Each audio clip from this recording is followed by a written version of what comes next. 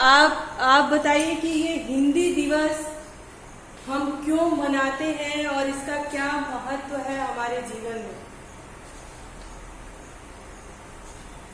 कालिका, हिंदी दिवस इसलिए मनाया जाता है ताकि सभी को हिंदी भाषा की महत्वता का पता चले।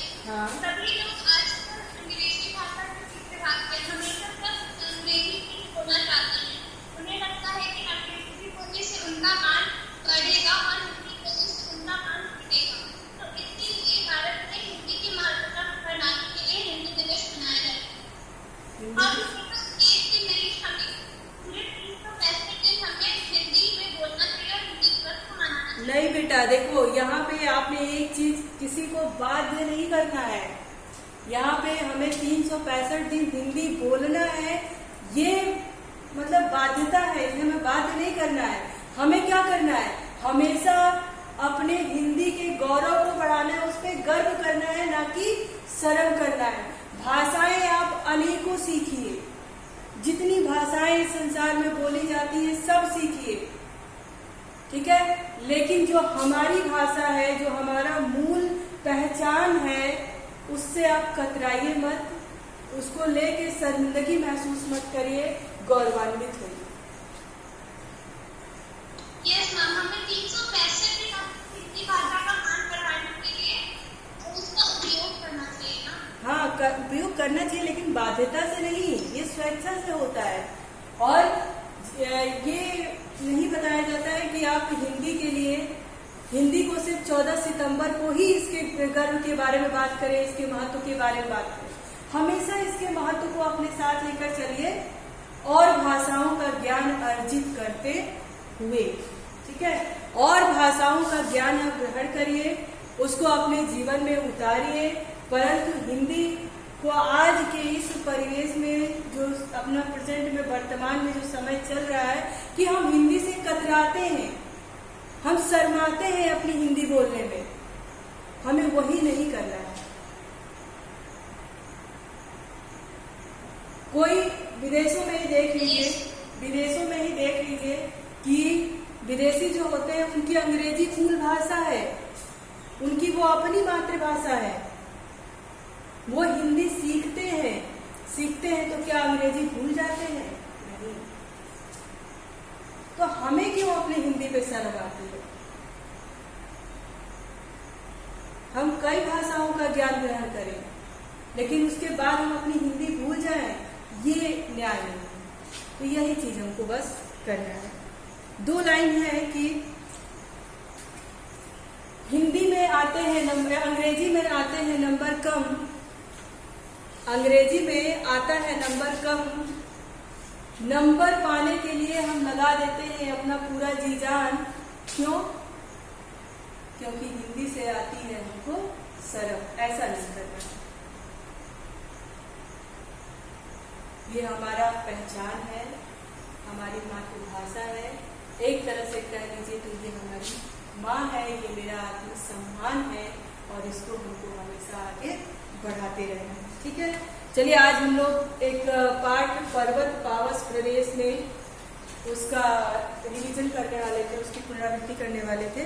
तो उसके विषय में थोड़ा से कुछ सवाल जवाब हो जाए, ताकि आपका कॉन्सेप्ट जो है वो एकदम क्या हो जाए, क्लियर हो जाए, ठीक है। पर्वत प्रदेश में पावस, यह पाठ हमने आपको पढ़ाया था कि नहीं? बताइए भाई, यह पाठ हमने आपको पढ़ा दिया था, ठीक है। तो चलिए, 2 लाइन आपसे हम पूछेंगे, उसका अर्थ आपको बताना होगा, जिसका भी नाम लेंगे हम, ठीक है। पर्वत पावस ऋतु थी, पर्वत प्रदेश, पल पल परिवर्तित प्रकृति वेश। सीमा कुमारी, इसका अर्थ बताएंगे आप? सीमा कुमारी,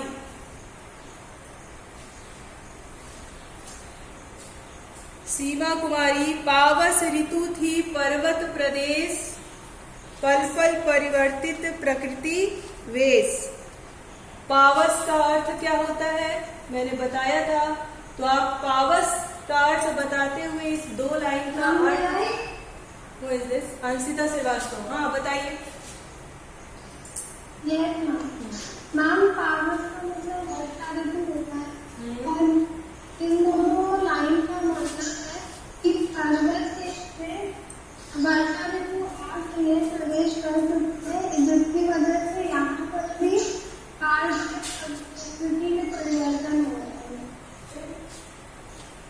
ओके, चलिए ठीक है। दिव्या सिंह, दिव्या, दिव्या। Yes ma'am. हाँ दिव्या, आप बताइए, मेखलाकार पर्वत अपार अपने सहस्त्र दिग सुमन फाड़ का क्या अर्थ है? मैम, इस पंक्ति द्वारा यह बताना है कि पर्वतों की श्रृंखला मंडप का आकार लिए अपने पुष्प रूपी नेत्रों को फाड़े अपनी मुख से देख सकते हैं। मेखलाकार का क्या अर्थ है? मेखलाकार जो ये शब्द है हमारा के आकार की पहाड़ की ढाल। करधनी, करधनी क्या है? करधनी क्या है? कमर में बांधने वाले आभूषण। हाँ, कमर में बांधने वाला आभूषण। तो ये मेखलाकार जो कमर में बांधने का आभूषण है, तो आभूषण की बात हो गई। इसका ऋतु से क्या तात्पर्य है? ऐसा कवि ने क्यों कहा है कि वो करधनी के आकार में पहाड़ की ढाल है? ऐसा क्यों कहा है?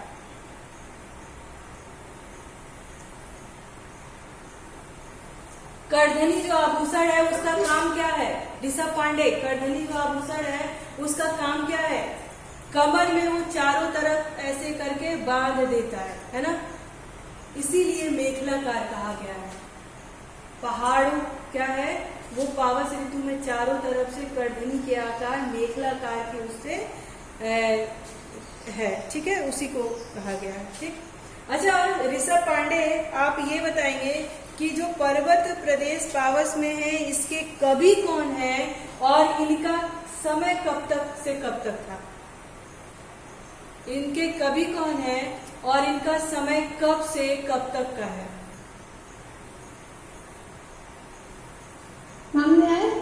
ऋषभ पांडे, ऋषभ पांडे बताएंगे। ऋषभ पांडे,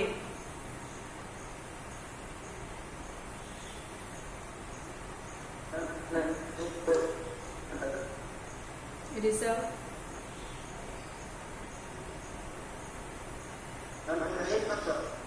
नहीं पता?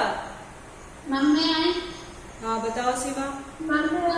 शिवा बताओ। मैम, इसके कवि सुमित्रा नंदन पंत जी हैं और वो 1900 से 1978 तक। हाँ बिल्कुल। अच्छा, इनका जन्म कहाँ हुआ था? सुमित्रानंदन पंत का जन्म कहाँ हुआ था? उत्तराखंड में। उत्तराखंड के कहाँ? कुछ जगह का नाम होगा ना?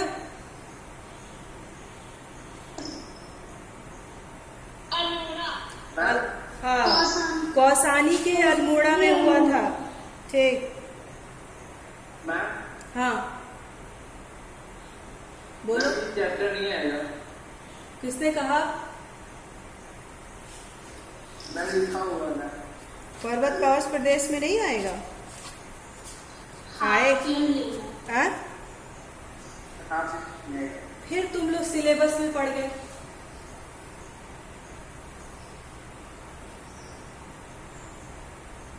कितनी बार समझाया है ना, इस जगह पर आकर के सिलेबस की बात मत करिए।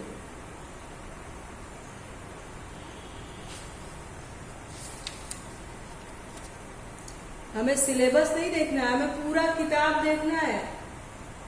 सिलेबस अब 8 तक आपके लिए सही था, अब सिलेबस के चक्कर में मत उलझिए। अब रट्टा मत मारिए कि बस इतने चैप्टर आएंगे, इसको अच्छे से हमें पढ़ लेना है। पूरी बुक आपकी सिलेबस है। बार बार आपसे कहते हैं कि हमने जो सिलेबस दे दिया वो ठीक है, परंतु सिलेबस के चक्कर में आप मत पढ़िए, आप पूरी तैयारी करिए। और हमने यह पाठ पढ़ाया है तो सिलेबस में नहीं है, ये कोई आंसर नहीं है। हम इसलिए नहीं पढ़ा रहे कि इसी में से आएगा आपके हाफ ईयरली एग्जाम में। हम इसलिए पढ़ा रहे हैं कि आपको ये चैप्टर कितना तैयार है वो हमें देखना है। फिर आप वहीं पे अटक गए, बार बार एक ही चीज समझाओ फिर भी सिलेबस पे अटक जाते हो आप लोग।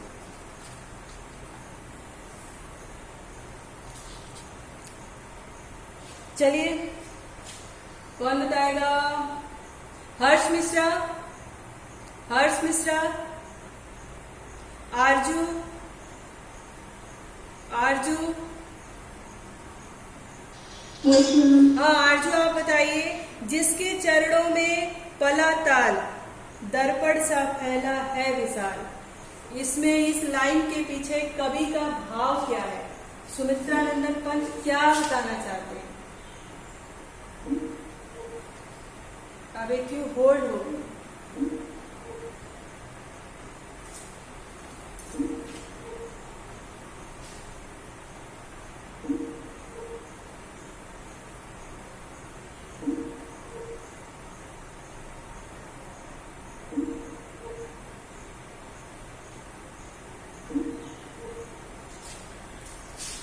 Divya, Divya, Divya,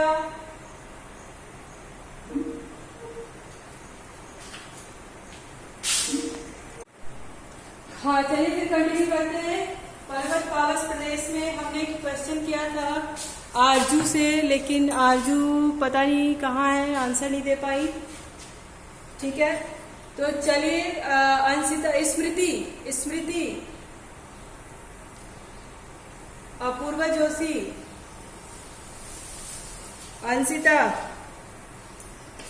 Anshita, yes ma'am. हाँ अंशिता आप ये बताइए कि साल के वृक्ष भयभीत होकर धरती में क्यों धंस गए थे? साल का जो वृक्ष था, मैंने बताया था कि एक वृक्ष होता है शंकु आकार का, उसको साल का वृक्ष कहते हैं। वो भयभीत होकर के कैसे धंस गए थे धरती में, क्यों?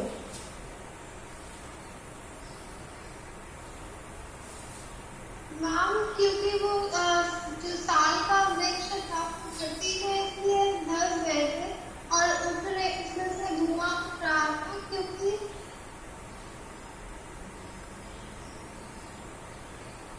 उसमें मतलब ऐसा बोला गया था वो टूट गया था और निर्झर सब बह रहा था, इसी वजह से वो धंस गया था। अच्छा, ये जो धुआं उठने की बात कही है तो क्या कोई आग जला था या फिर क्या? वो इतने प्रवाह और कुहरा ऐसे छा गया था, उसका प्रवाह ऐसा था, घना हो गया था, ऐसा लग रहा था कोई धुंध है, इसलिए वो भयभीत होकर के क्या हुआ था, धंस गया था। अच्छा चलिए, गिरी का गौरव गाकर झरझर मद में नस नस उत्तेजित कर मोती की लड़ियों से सुंदर झरते हैं झाग भरे निर्झर। कौन बताएगा? राज्यवर्धन शुक्ला। अच्छा अलका सिंह बताइए, अलका बताइए, अलका बताइए। Yes,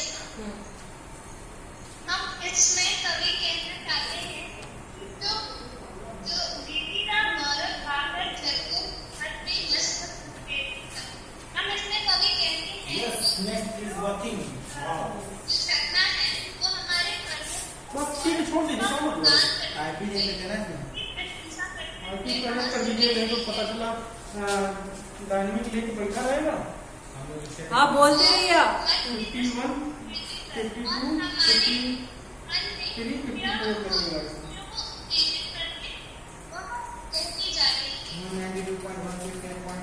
2 points. 2 भी चल रहा है।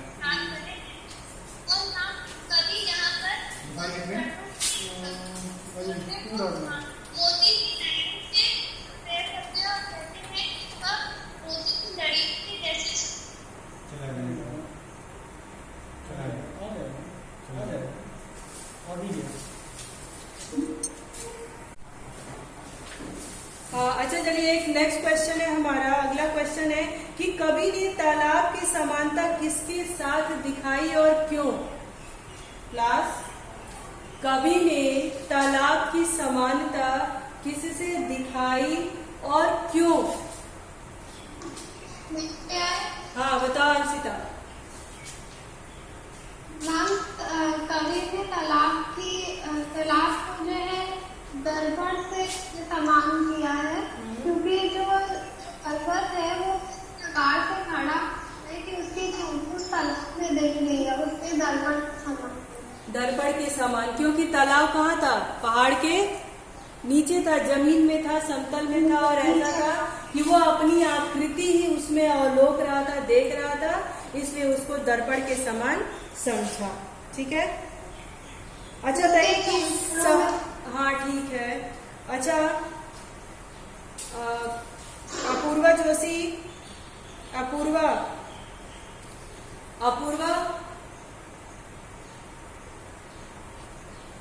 अच्छा चलिए, अलोक रहा का क्या अर्थ है? अलोक मतलब क्या होता है? कौन बताएगा? देखना, अवलोकन करना, है ना। पहाड़ भी अपने आप को उस तालाब में अवलोक रहा था, देख रहा था, इसलिए उसको दर्पण की भांति कहा। ठीक है।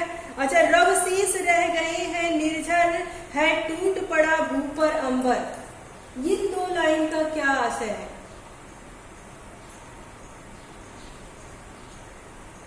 रव शीश रह गए निर्झर है टूट पड़ा भू पर अंबर।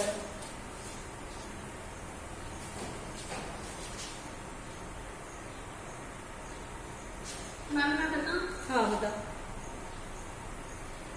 मैम इसमें बोला कि ऐसा लग रहा है कि पूरा आकाश एक धरती पर आ गया है और केवल झरनों की आवाज सुनाई दे रही है। हाँ, केवल झरनों की ही आवाज सुनाई दे रही है। चलिए एक आखिरी क्वेश्चन है सीमा, आप ये बताओ कि सुमित्रा नंदन पंत का निधन कब हुआ था?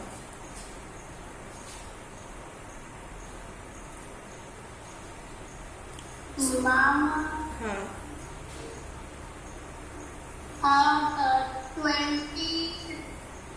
20 दिसंबर 1977। 20 दिसंबर 28। हाँ 28 दिसंबर, यानी 28 दिसंबर 1977 में इनकी मृत्यु हो गई थी, इनकी निधन। अच्छा इनके प्रमुख जो कृतियां हैं उसका क्या नाम है? कौन बताएगा? ऋषभ आप बताओगे? हाँ बताओ। अंशिता। हम लीला, युगवाणी और लोकायतन। अच्छा पल्लव किसकी रचना है? पल्लव नाम सुमित्रा नंदन पंत। हाँ ग्राम्य। ओके। अच्छा इनको किस सन में साहित्य अकादमी पुरस्कार से नवाजा गया था? किस सन में?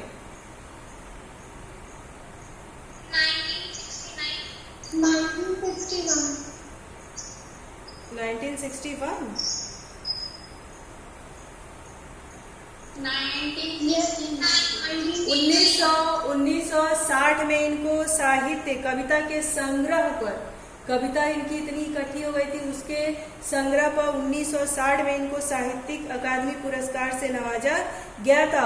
और 1969 ईस्वी में चिदम्बरा संग्रह का ज्ञानपीठ पुरस्कार इनको मिला था। ठीक है, ये सारी बातें आप लोग एकदम से ध्यान में रखेंगे। अच्छा बताइए सुमित्रा नंदन पंत ये कैसे कवि थे? इनकी भाषा शैली क्या थी और किस प्रकार किस तरह की रचनाएं ये करते थे? किसके प्रेमी थे ये?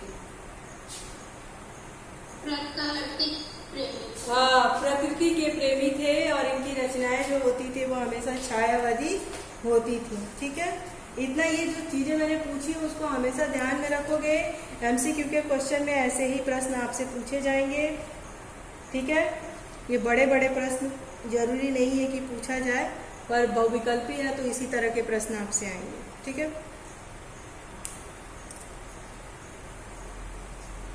अच्छा चलिए भूधर किसको कहा गया है?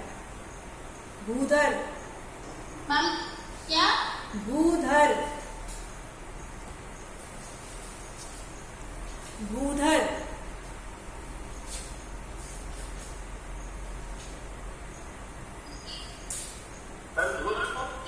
किसको?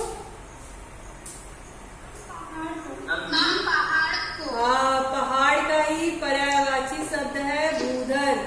चलिए पहाड़ की कोई और भी पर्यायवाची शब्द होती है? कम से कम 3 पर्यायवाची शब्द बताइए।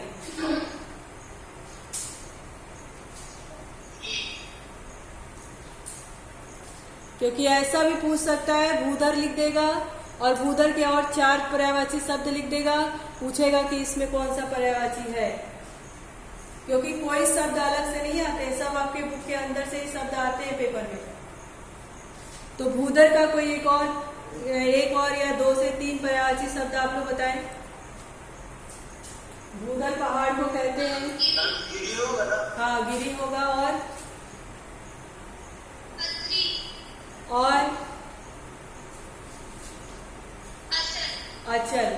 यही ज्यादातर केसेस में ये अचल जो है वो पूछ लेता है, ठीक है। अचल यानी जो चल ना सके, तो पहाड़ एक जगह क्या होता है, स्थिर होता है, और ये हमारी अचल संपत्ति होती है, और इसको हम अचल भी कहते हैं। पहाड़ को नष्ट किया जा सकता है, वो आजकल मशीनों से लेकर के हो जाता है, पर पहाड़ को चलाया नहीं जा सकता, इसलिए इसको अचल भी कहा गया है, ठीक है।